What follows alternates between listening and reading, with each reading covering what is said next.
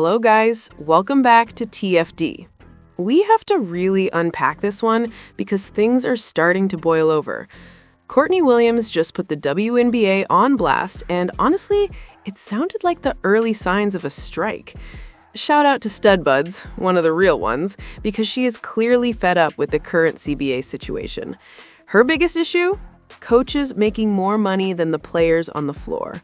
That frustration has been building for a while now, and this is just the latest chapter in an ongoing CBA circus. We've got an article to break down and a video to watch, so let's get into it. Let's get into it. I'm not gonna lie, it's so much that is just mind-boggling when you hear just how they treating us. They don't how they care about us, bro. They don't care about nothing. I'm not gonna lie, it's crazy. They wanna pay. All right, let me see. So Yes. the league wants to pay themselves first before they pay us. So, and when they pay themselves, stay with me. When they pay themselves, it leaves less than 30% for us to for spread. us. No, to split with them. So they want to pay themselves first, and then what's left of whatever is left, they want us to split with them.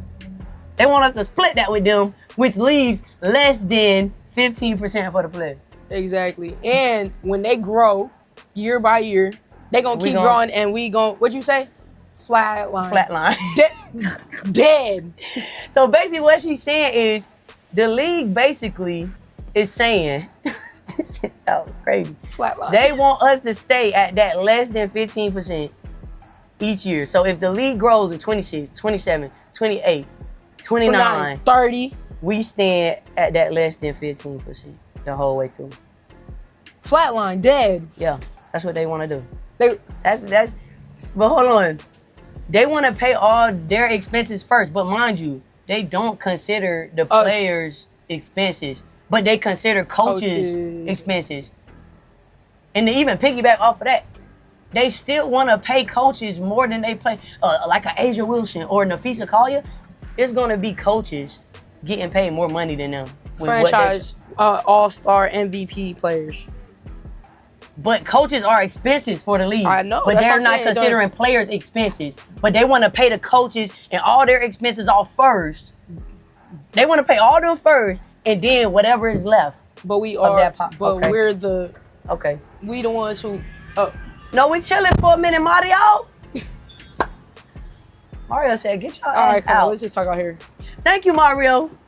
My guy. I'll get a raise for you guys. Okay? Yes, yes. Okay. Orange. Orange. Orange? Yeah. Orange for you? Blue. Or Yeah, blue? I want orange. Okay, Thank you, Mr. Thank you, Mario. And then.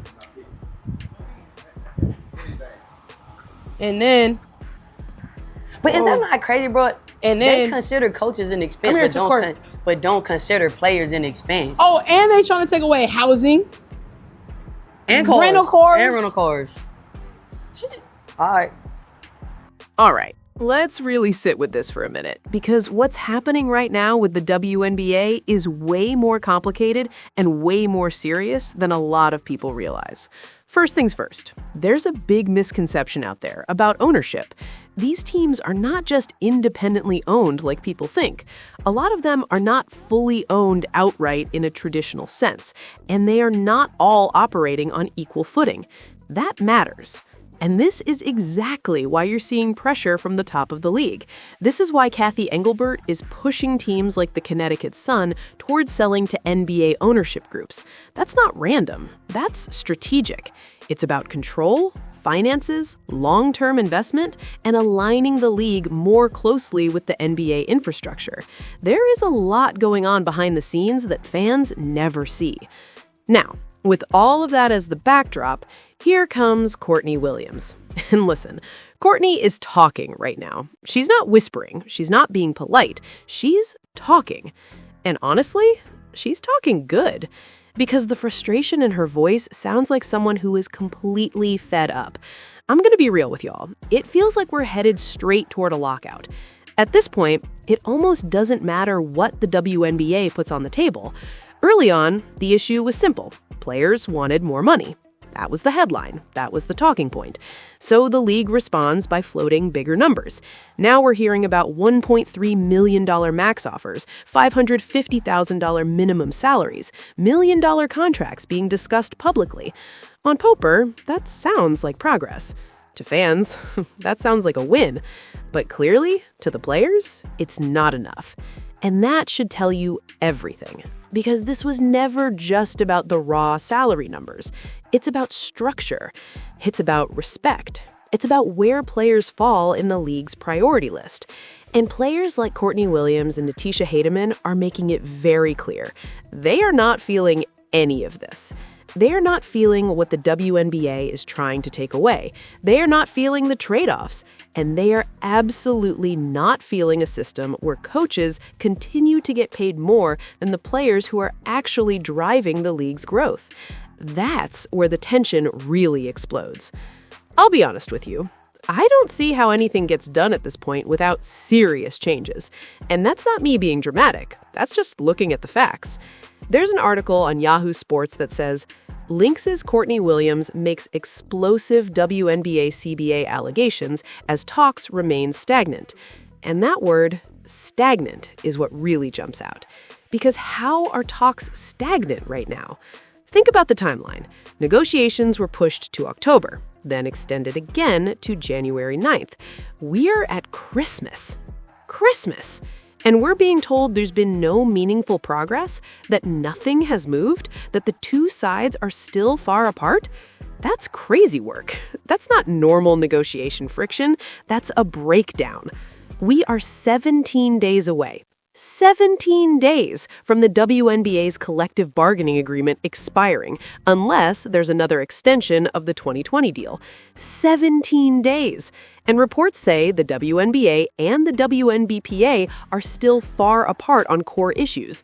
Players are pushing for a true revenue-sharing model, similar to what NBA players have. And, according to Courtney Williams, the league isn't even close to meeting them halfway. She described the league's stance as mind-boggling. And once you hear what she alleges, you understand why. According to Williams, the WNBA wants to pay itself first. League expenses, executives, operations, everything comes off the top.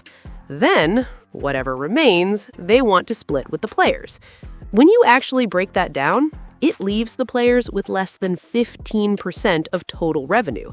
Less than 15%. That is not partnership. That is not growth-focused. That's why players are angry. And yes, the league is offering max salaries north of $1 million, but here's the part they don't want to talk about. Even with those salaries, stars like Wnba Cba would still be making less money than head coaches. Think about that. A'ja Wilson, Wnba Cba, the faces of the league, still below coaches on the payroll hierarchy. The message that sends to players is loud and clear. You are not the priority.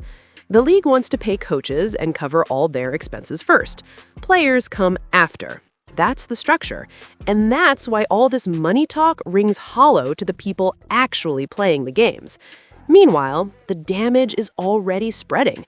The league calendar is being affected. Expansion teams like Portland and Toronto still don't know when their expansion draft will be. Last year, that draft happened on December 6th. We're past that.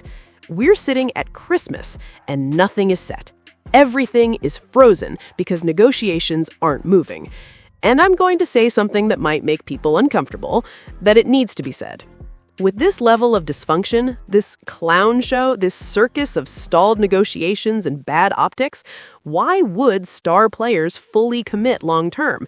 The WNBPA has already authorized its executive committee to call for a strike if necessary. That's not a bluff. That's leverage. Time is running out, and everyone can feel it. This is wild. This is the most pivotal moment the league has faced in years, and it feels like it's being mishandled in real time. So I want to hear from you. Do you think coaches should still be making more than the players who drive ratings, ticket sales, and media attention? Should the league prioritize things like housing and rental cars over fixing revenue sharing? Or are the players absolutely right to draw a hard line right now? Get down in the comments and let me know what you think. Make sure you like, comment, subscribe, and share the channel.